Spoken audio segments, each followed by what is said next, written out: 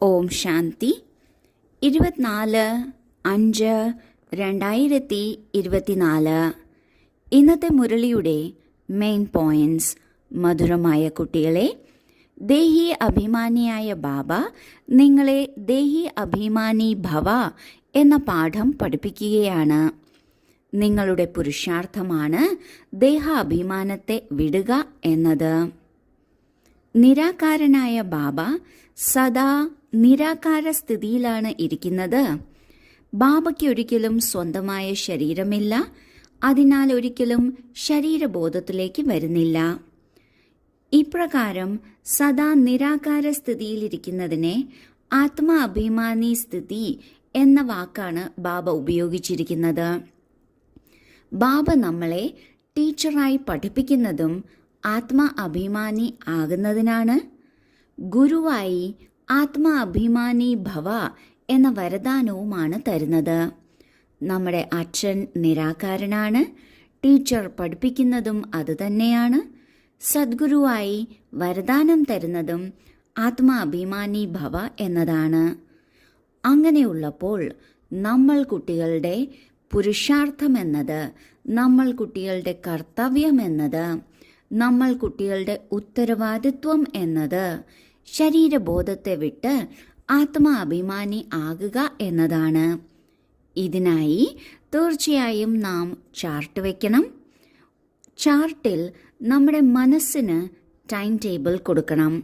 രാവിലത്തെ സമയം ഇന്ന രീതിയിൽ ഞാൻ ആത്മാ അഭിമാനി ആകാൻ പ്രാക്ടീസ് ചെയ്യും. ഉച്ച സമയത്ത് അല്ലെങ്കിൽ ഇന്ന സമയം മുതൽ ഇന്ന സമയം വരെ ഇന്ന രീതിയിൽ ചെയ്യും. ഇങ്ങനെ മനസ്സിനും ടൈം ടേബിൾ കൊടുക്കണം. അതിനോടൊപ്പം മുഴുവൻ ദിവസവും നമ്മൾ ചെക്ക് ചെയ്യണം, ഇങ്ങനെ നമ്മൾ ചെയ്യുന്നുണ്ടോ എന്ന്. ഇപ്രകാരം ആത്മാ അഭിമാനിയായി മാറണം.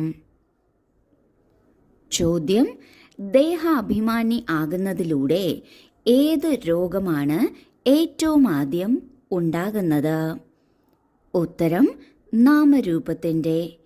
ഈ രോഗം തന്നെയാണ് വികാരിയാക്കി മാറ്റുന്നത്. ഇതിനാൽ ബാബ പറയുന്നു, ആത്മാഭിമാനി ആയിരിക്കുന്നത് പ്രാക്ടീസ് ചെയ്യൂ. ഈ ശരീരത്തിനോട് നിങ്ങൾക്ക് മമത്വം ഉണ്ടായിരിക്കരുത്. ദേഹത്തിൻ്റെ മഹത്വം വിട്ട് ഒരു ബാബയെ ഓർമ്മിക്കൂ, എങ്കിൽ പാവനമായി തീരും. ബാബ നിങ്ങളെ ജീവൻ ബന്ധനത്തിൽ നിന്ന് ജീവൻ മുക്തമാകുന്നതിനുള്ള യുക്തി പറഞ്ഞു തരുന്നു. ഇത് തന്നെയാണ് പഠിത്തം.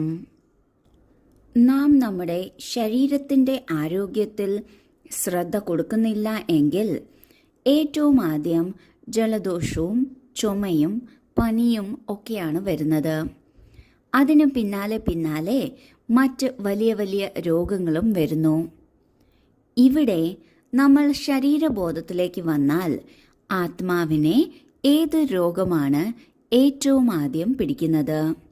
അത് നാമരൂപത്തിൽ പെടുക എന്ന രോഗമാണ്. ഈ രോഗം തന്നെയാണ് നമ്മളെ വികാരി ലോകത്തിലേക്ക് വലിച്ചുകൊണ്ടു പോകുന്നത്, നമ്മെ വികാരിയാക്കി മാറ്റുന്നത്.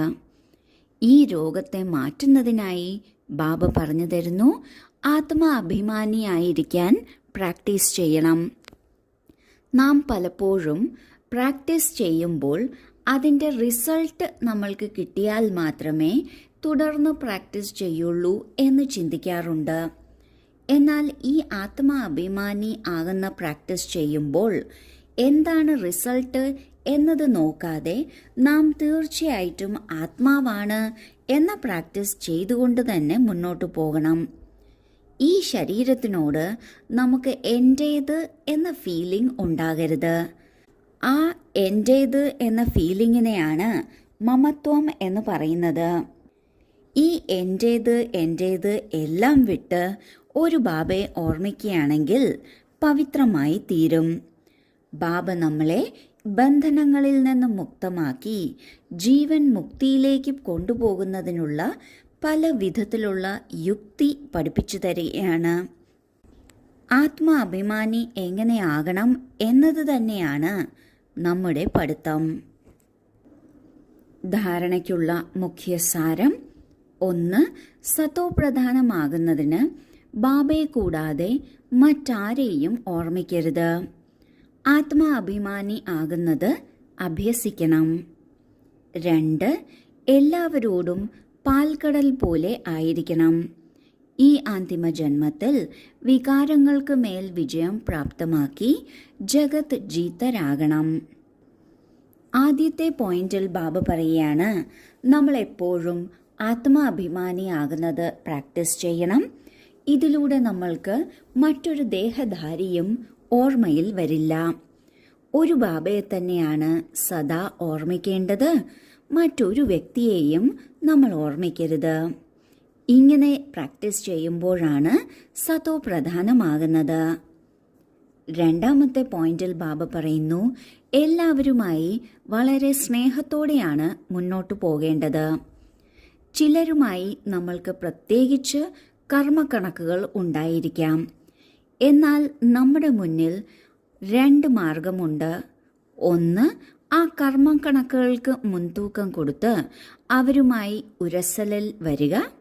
രണ്ടാമത്തേത്, ആ കർമ്മക്കണക്കിനെ എന്ത് വന്നാലും മുൻതൂക്കം കൊടുക്കാതെ ബാബ എന്താണോ പറഞ്ഞിട്ടുള്ളത്, ആത്മാവിൻ്റെ തനതായ ക്വാളിറ്റി എന്താണോ ആ ക്വാളിറ്റികൾക്ക് മുൻതൂക്കം നൽകി ആ കർമ്മക്കണക്കിനെ അതിജീവിക്കുക എന്നത്. അതിനാൽ ബാബ പറയുന്നു, നമ്മളെല്ലാവരോടും പാൽക്കടൽ പോലെ, അതായത് സ്നേഹമായി മുന്നോട്ടു പോകണം. ഈ അന്തിമ ജന്മത്തിൽ മാത്രമേ നമ്മൾക്ക് ലോകത്തെ ജയിക്കാൻ സാധിക്കുള്ളൂ. ലോകത്തെ ജയിക്കുന്നതിന് നാം നമ്മുടെ മനസ്സിനെ ജയിക്കണം.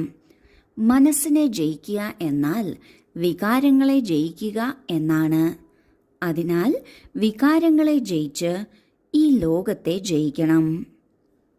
വരദാനം: ബാബയുടെ കുടക്കീഴിൽ സദാ സന്തോഷം അനുഭവിപ്പിക്കുന്ന വിശേഷ ആത്മാവായി ഭവിക്കട്ടെ. എവിടെ ബാബയുടെ കുടക്കീഴുണ്ടോ അവിടെ സദാ മായയിൽ നിന്നും സേഫാണ്. കുടക്കീഴിനുള്ളിൽ മായയ്ക്ക് വരാൻ സാധിക്കില്ല. പരിശ്രമത്തിൽ നിന്ന് സ്വാഭാവികമായും ദൂരെയായിരിക്കും. സന്തോഷത്തോടെ രസത്തോടെ ഇരിക്കും. കാരണം പരിശ്രമം രസകരമായ അനുഭവം ഉണ്ടാകുന്നത് സമ്മതിക്കില്ല. കുടക്കീഴിൽ ഇരിക്കുന്ന വിശേഷ ആത്മാക്കൾ ഉയർന്ന പഠിത്തം പഠിച്ചുകൊണ്ടും രസകരമായി ഇരിക്കുന്നു. കാരണം അവർക്ക് നിശ്ചയമുണ്ട്, നമ്മൾ ഓരോ കൽപ്പത്തിലെയും വിജയിയാണ്, പാസ്സായി തന്നെ ഇരിക്കുകയാണ്. ഇങ്ങനെ സദാ സന്തോഷത്തിൽ, അതായത് രസകരമായിരിക്കൂ. മറ്റുള്ളവർക്കും സന്തോഷത്തോടെ ഇരിക്കുന്നതിനുള്ള സന്ദേശം നൽകിക്കൊണ്ടിരിക്കൂ. ഇതുതന്നെയാണ് സേവനം. ബാബയുടെ കുടക്കീഴിലിരിക്കുക അർത്ഥം ബാബ നൽകിയിട്ടുള്ള ജ്ഞാനത്തിൻ്റെ സ്വരൂപത്തിലിരിക്കുക എന്നാണ്. അപ്രകാരം സ്വരൂപത്തിലിരിക്കുമ്പോൾ ബാബ നമ്മുടെ കൂടെയുണ്ട് എന്ന അനുഭവമുണ്ടാകും. അതിനോടൊപ്പം ബാബ നൽകിയിട്ടുള്ള ജ്ഞാനത്തിൻ്റെ ആധാരത്തിൽ കാര്യങ്ങളെ കാണുമ്പോൾ എല്ലാം മംഗളത്തിനാണ്, നന്മ അടങ്ങിയിട്ടുള്ളതാണ് എന്ന് നമ്മൾക്ക് തിരിച്ചറിയാൻ സാധിക്കും. നമ്മൾ എപ്പോഴാണോ കാര്യങ്ങളുടെ നന്മ കാണുന്നത്, അപ്പോൾ പിന്നെ അതിലെ തിന്മയ്ക്ക് യാതൊരു അസ്തിത്വവും ഇല്ലാതെയാകുന്നു. ഏതുപോലെ ലൈറ്റ് ഇടുന്നതിലൂടെ അന്ധകാരം മാറുന്നു, പിന്നെ അവിടെ അന്ധകാരത്തിൻ്റെ പൊട്ടോ പൊടിയോ പോലും ഉണ്ടാവില്ല. അതുപോലെ കാര്യങ്ങളിലും നമ്മൾക്ക് എപ്പോഴും നന്മയെ തിരിച്ചറിയാൻ സാധിക്കും. നമ്മൾക്ക് ആ സമയം ജീവിതം വളരെ സന്തോഷകരവും രസകരവുമാണെന്ന് അനുഭവപ്പെടും. ഈ അനുഭവത്തിൽ ഇരിക്കുക. അതുപോലെ മറ്റുള്ളവർക്കും ഈ അനുഭവങ്ങൾ പങ്കുവച്ച് അവർക്കും സന്തോഷത്തിലിരിക്കുക എന്ന സന്ദേശം കൊടുക്കുക. ഇതിനെ തന്നെയാണ് സേവനമെന്ന് പറയുന്നത്. സ്ലോഗൻ: ആർക്കാണോ ഡ്രാമയുടെ രഹസ്യത്തെ അറിയില്ലാത്തത് അവരാണ് പിണങ്ങുന്നത്. ഓം ശാന്തി.